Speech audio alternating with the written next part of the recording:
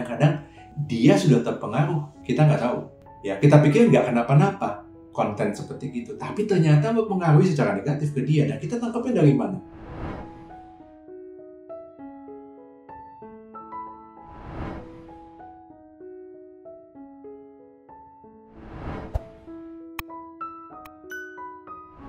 Saya mau bagikan 3 prinsip yang saya terapkan di dalam keluarga saya untuk menilai sebuah konten itu negatif atau tidak. Prinsip yang pertama, kalau buat saya aja nggak pantas, apalagi buat anak saya. Itu prinsipnya yang pertama.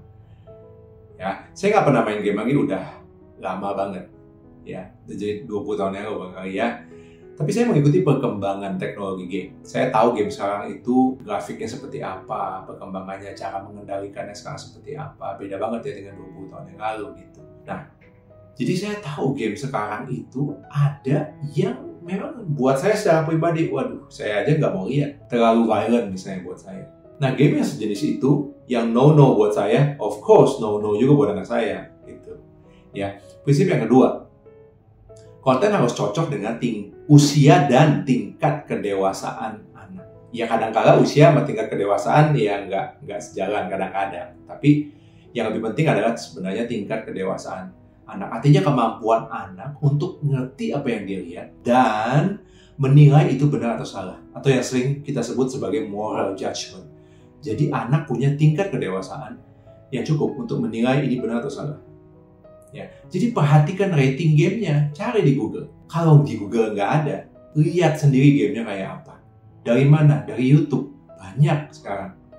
Ya, game-game dimainkan oleh YouTuber. Lihat, paling nggak kita jadi tahu, oh game yang itu tuh seperti gitu tampangnya, cara mainkannya seperti itu, goalnya apa. Ya, dan kita nilai, cocok nggak game seperti ini buat anak kita. Oke? Nah, prinsip yang ketiga, perhatikan perkembangan gaya perilaku dan gaya ngomongnya anak sehari-hari. Kenapa? Karena kadang-kadang dia sudah terpengaruh. Kita nggak tahu. Ya, kita pikir nggak kenapa-napa konten seperti itu. Tapi ternyata mempengaruhi secara negatif ke dia. Dan kita tangkapnya dari mana? Dari gaya perilaku dia dan gaya ucapan dia yang berubah. Mulai mirip kayak di apa yang terjadi di game. Nah, kalau sudah seperti itu, maka anak kita bisa ajak bicara. Kita bikin dia aware bahwa kamu sekarang gayanya kayak gini, ngomongnya kayak gini. Kenapa? Dipengaruhi sama game. Yang artinya make sense untuk kamu jangan main lagi mendingan. Karena it's not good. Gitu.